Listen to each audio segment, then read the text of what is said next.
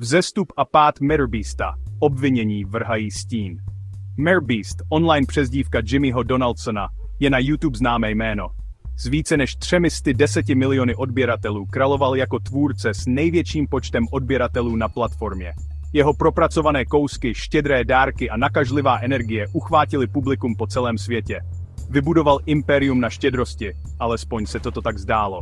Nicméně za fasádou dobrých skutků a virální slávy se schylovalo k bouři kontroverze.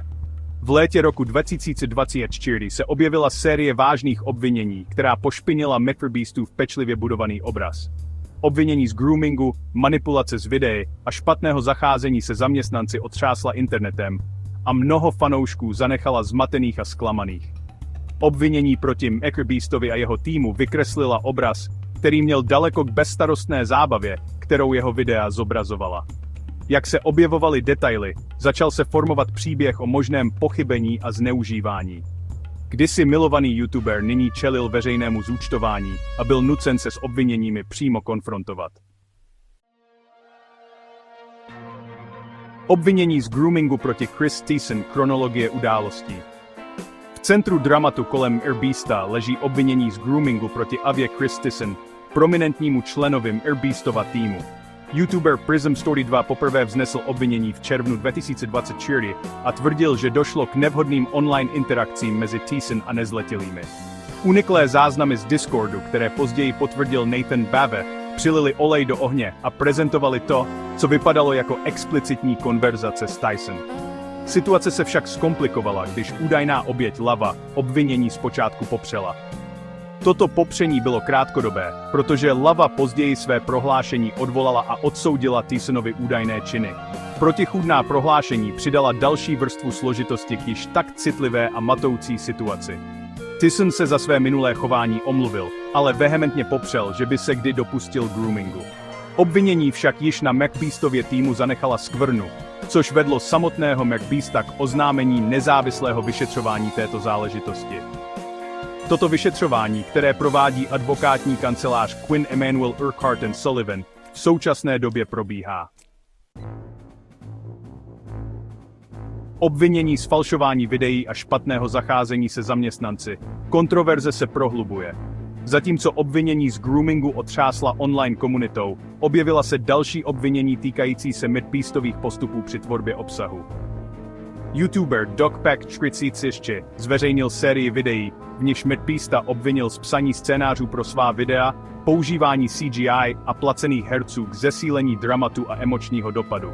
DocPack44 dále tvrdil, že MrBeast zmanipuloval soutěže, což zpochybnilo autenticitu jeho filantropických snah.